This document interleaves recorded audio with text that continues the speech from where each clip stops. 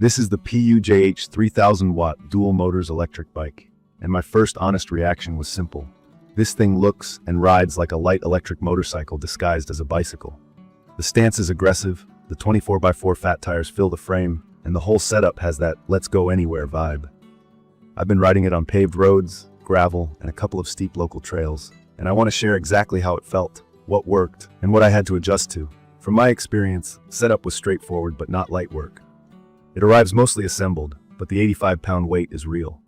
I had to be careful unboxing it and aligning the front wheel and handlebar without scratching anything. Mine came with the rack, fenders, phone holder, pump, a spare tube, spare brake pads, and a basic toolkit. The extras are genuinely useful, not filler. I'm 5'10", and the fit was comfortable out of the gate. The adjustable saddle and wide bars gave me good control, and I didn't feel cramped. The frame looks solid, welds are clean, and the paint is decent. I did find a tiny scuff on the plastic fender after shipping, nothing functional, but worth noting for anyone who's picky about cosmetics. Key features that stood out to me are the dual hydraulic disc brakes, the removable 52-volt 25-watt-hour battery, the twist throttle with a single dual motor switch, and the 7-level suspension setup. That suspension is basically a stack of comfort helpers: 2 front fork shocks, a rear shock, seat springs, and the fat tires themselves acting like big cushions. It's not boutique suspension, but it smooths out busted pavement and washboard gravel better than I expected. On big rapid bumps, the rear shock can feel a bit harsh if you're hitting them at speed, but it kept the bike composed and online. Power is the headline. The dual hub motors are listed up to 3000 watts peak with 160 newton-meters torque, and I believe it. On a quiet straight, I clocked 38 miles per hour on the display, and it pulled there fast. The feel off the line is instant, more like a scooter than a bicycle. There's a switch to run one motor or both. In my opinion, that button is the difference between a bike you can live with and a bike that eats batteries. Around town, I kept it in single motor mode with pedal assist level 1 to 2, and it was still quick enough to keep pace with traffic on 25 to 30 miles per hour streets. On a steep gravel climb nearby, switching to dual motors felt like flipping on a winch.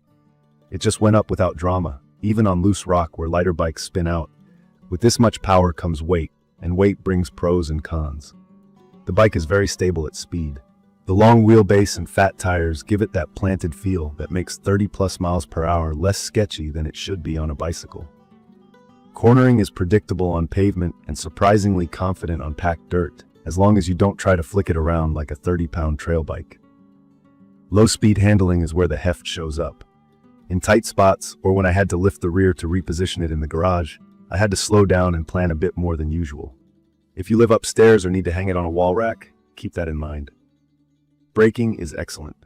Dual hydraulic discs bring this heavy rig down from speed with real control. No spongy levers, no drama on emergency stops, and the modulation feels natural even if you're new to hydraulic brakes. I did a few hard stops from over 30 miles per hour to test fade and didn't notice anything worrying. For a bike this fast, the brakes are not optional. They're the reason I felt comfortable testing its top end. Battery and range always depend on how you ride. The 52-volt 25-hour pack equals 1300 watt-hours, which is a big number for an e-bike. Riding single motor, pedal assist level 1 to 2, cruising 15 to 20 miles per hour with some mild hills, I got a little over 60 miles before I wanted to plug in. Pushing harder with mixed throttle and frequent bursts of dual motor power, I ended up in the 35 to 45 mile window. With both motors on constantly and riding like a hooligan, you'll drain it fast. The battery is lockable and removable, and that's super practical. I charged it indoors without hauling the whole bike, and the display kept an accurate read on remaining power. For anyone new to this, watt-hours WH is the gas tank. The more watts you burn with speed, hills, or the second motor, the quicker it empties. The controls are simple. The twist throttle is intuitive, the motor switch is easy to reach, and the colorful display shows speed, battery, trip, and assist level clearly in daylight. The Shimano 7-speed works fine, but with this much torque, I mostly left it in a higher gear and let the motor do the heavy lifting. The lighting package is better than I expected. A bright headlight, rear light with turn signals, and a loud horn. The rack is sturdy enough for a backpack or small groceries. I also like the walking assist for pushing it up a short ramp. It saves your back when parking. Ride quality on broken pavement is where this bike shines for daily use. Potholes that would normally rattle my teeth got muted to a thud. On gravel, traction felt steady with those 4-inch wide tires, and climbing traction was a highlight. Because the motors are in the wheels, You do feel a little extra bounce on choppy terrain compared to a mid-drive setup that keeps weight in the frame. It's not a deal breaker, just a trait worth knowing if you plan on fast technical trails. For typical fire road and rough city streets, it's great. There are a few trade-offs. This is not a city slalom bike. Threading through dense traffic or carrying it upstairs is a chore. It can outrun what many bike lanes are designed for, so you need to be mindful of where and how you ride it. Also, depending on your local rules, a bike that can hit 38 miles per hour may not fit the usual Class 3 limits. I kept my speeds reasonable in shared spaces and saved the full send for open, safe roads and private trails.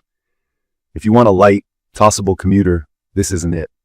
If you want power, range, and comfort on rough surfaces, you're the target.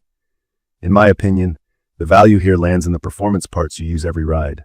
Big battery, strong motors, hydraulic brakes, full lighting, a solid rack, and that cushy suspension stack. The extras like the phone holder and pump are nice to haves and make the package feel complete.